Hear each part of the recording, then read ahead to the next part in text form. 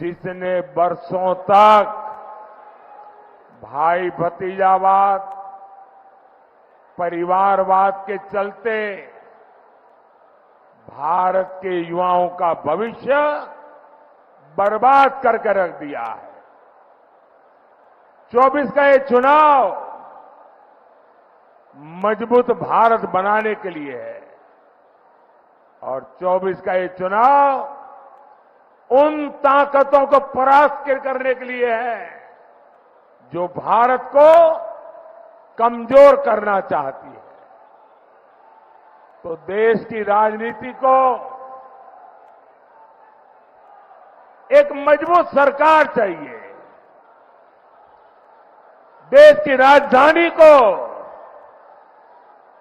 दुनिया में प्रतिष्ठा मिले, देश की राजधानी दुनिया के लिए आकर्षण का केंद्र बने और इसलिए इस देश को चाहिए फिर एक बार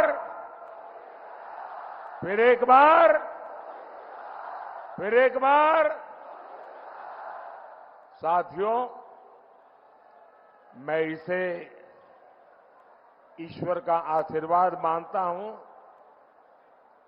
कि परमात्मा ने मुझे देश के विकास को तेज गति देने के लिए आपकी सेवा में भेजा है। 50-60 साल पहले मैं अपना घर छोड़ करके निकला था। तब मुझे भी पता नहीं था कि एक दिन लाल किले पर तिरंगा फहराऊंगा।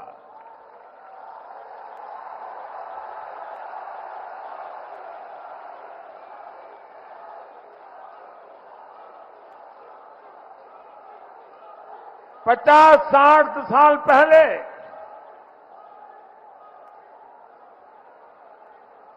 जब घर छोड़ा, सब कुछ छोड़ चुका था, सब कुछ छूट गया था, लेकिन तब मुझे पता नहीं था कि एक दिन 140 करोड़ भारतीय ही मेरा परिवार बन जाएंगे।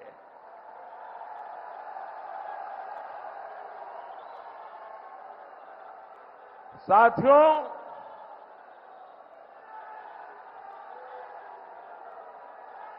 न अपने लिए मैं जिया हूं, न अपने लिए मैं जन्मा हूं। मैं आपके लिए और आपके बच्चों के उज्जवल भविष्य के लिए जी जान से खप रहा हूं।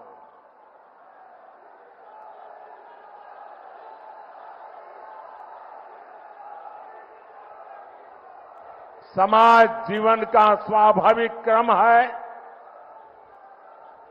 कि हर परिवार, घर का हर मुखिया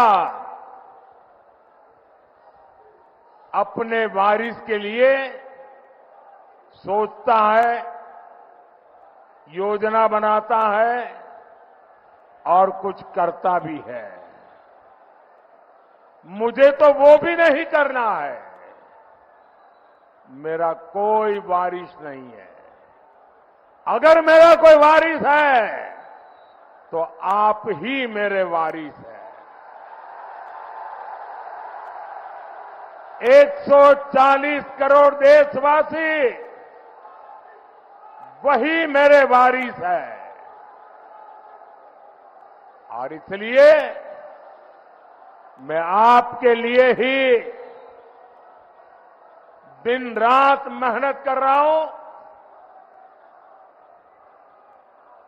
मेरा पल पल आपके लिए, मेरा पल पल देश के लिए।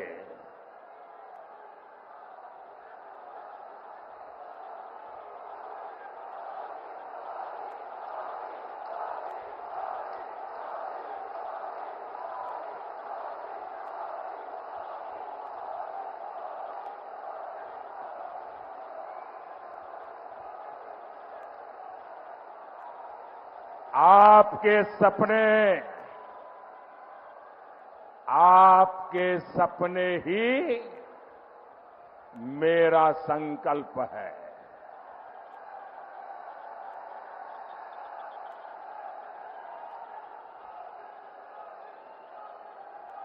आपके सपने सफल हो, इसीलिए ये जिंदगी आपके लिए कुर्बान है।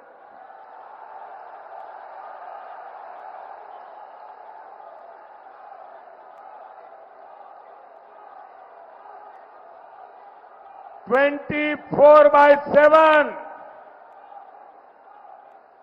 24 by 7 for 2047"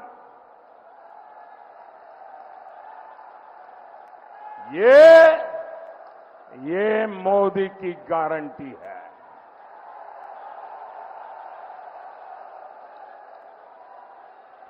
और साथियों,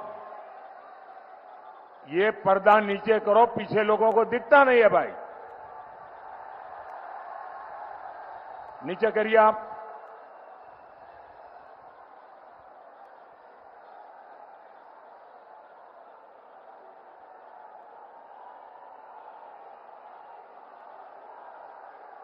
साथियों, देश को मजबूत बनाना है, इसके लिए मजबूत सरकार चाहिए और मुझे भी मजबूत साथी चाहिए। और इसलिए दिल्ली में भी ऐसे हमारे सभी उम्मीदवारों को राजधानी का प्रतिनिधित्व आपके आशीर्वाद से ये सब विजयी हो, विकसित भारत का मेरा संकल्प पूरा करने के लिए ये मेरे साथ ही बने। साथियों, आत्मनिर्भर भारत का संकल्प लेकर निकला हूं। तब से मैं आपसे प्रार्थना करता हूं कि भाई आप लोग कुछ समझते हैं कि नहीं है? आप ये बोर्ड नीचे करेंगे क्या? ये जो भी है वहां सारे को इकट्ठे कर लो भाई, कोई एक इकट्ठे कर लो सब।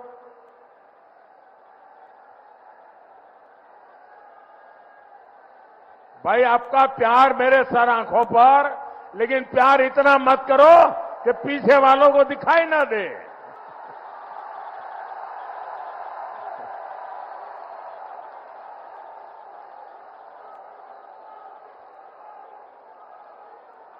ये लोग दूर दूर से आए हैं, उनको परेशानी नहीं होनी चाहिए।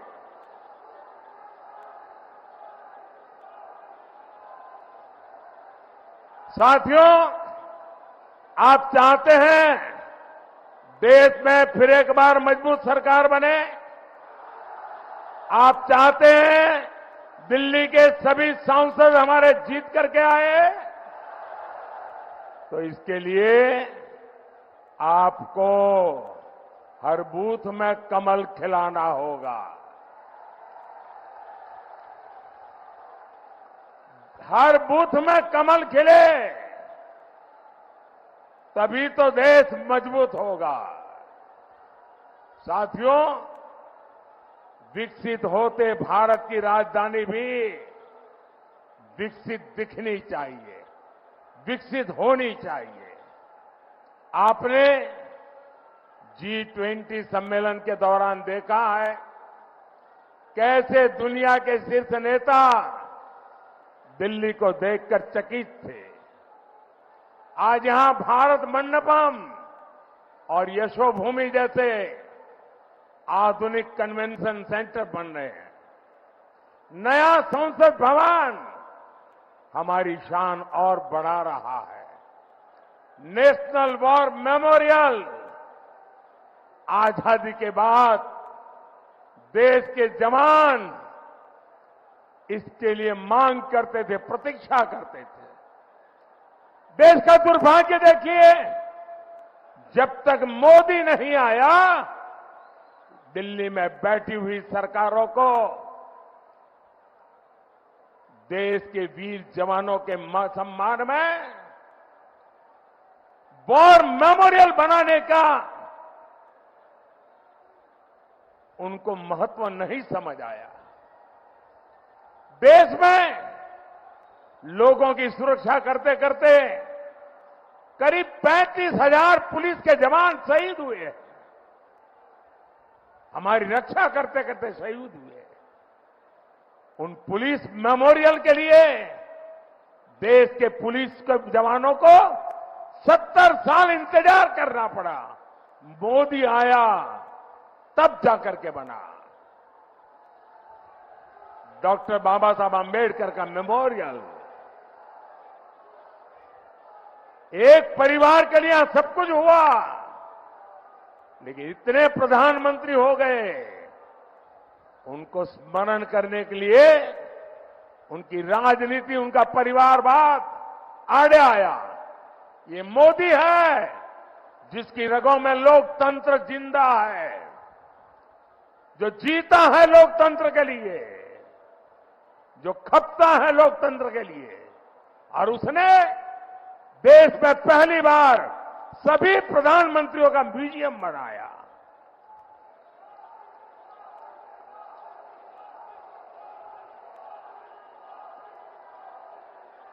ऐसे अनेक स्मारक बन रहे हैं जो आधुनिक दिल्ली के दर्शन कराते हैं। हर शाम जब कर्तव्य पथ पर हजारों परिवार खुशियां के पल बिताते हैं, तब लगता है कि मेरी मेहनत सफल हो रही है। साथियों, मोदी का 10 वर्ष का सेवा काल दिल्ली के इंफ्रास्ट्रक्चर के लिए एक ट्रांसफॉर्मेशन का कालखंड रहा है। मेरा फोकस रहा है ईज ऑफ लिविंग पर, ईज ऑफ ट्रैवल पर। 10 साल पहले दिल्ली में नेशनल हाईवे की लंबाई 80 किलोमीटर थी, 80 किलोमीटर थी।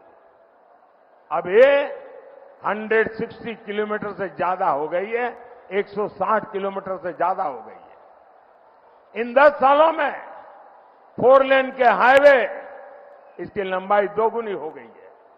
हजारों बड़े वाहनों को अब दिल्ली में आने की जरूरत नहीं पड़ती। दिल्ली एनसीआर से होकर शानदार एक्सप्रेस वे चारों तरफ बन रहे हैं। 2014 में दिल्ली मेट्रो का जितना बड़ा नेटवर्क था, आज उससे 2 गुना बड़ा मेट्रो नेटवर्क दिल्ली के पास है। आज दिल्ली मेट्रो में हर रोज 65 लाख लोग सफर करते हैं। ये यात्रीगण अब ध्यान दे रहे हैं कि अब मेट्रो का गेट सिर्फ विकास की तरफ खुलता है। और अब तो नमो भारत ट्रेन भी दिल्ली एनसीआर की नई पहचान बन चुकी है। मैं दिल्ली के लोगों को एक और बात कहूंगा। आज दिल्ली में जितनी भी इलेक्ट्रिक बसें चल रही हैं, पर्यावरण से मुक्ति के जो समस्याएं हैं पर्यावरण की, उससे मुक्ति के लिए भारत सरकार ने एक अहम कदम उठाया। देश के बड़े बड़े शहरों को भारत सरकार इलेक्ट्रिक बसेस दे रही है। आपने देखा होगा दिल्ली को भी भारत सरकार ने ऐसी सैकड़ों बसें दी हैं, ताकि दिल्ली के लोगों की सुविधा भी बढ़े और पर्यावरण की भी रक्षा हो। साथियों, हम सब जानते हैं, दुनिया में कोई भी जगह हो, इंफ्रास्ट्रक्चर का विकास इन्वेस्टमेंट लेकर आता है। आज छोटे से छोटे दुकानदारों से लेकर बड़े बड़े बिजनेस तक सभी फायदे में है, क्योंकि भारत सरकार दिल्ली का चौतरफा विकास कर रही है। साथियों, मोदी दिल्ली के हर गरीब, हर मिडिल क्लास परिवार का जीवन आसान बनाने के लिए प्रतिबद्ध है। पूरी दिल्ली में पाइप से सस्ती गैस पहुंचाने का काम तेजी से चल रहा है।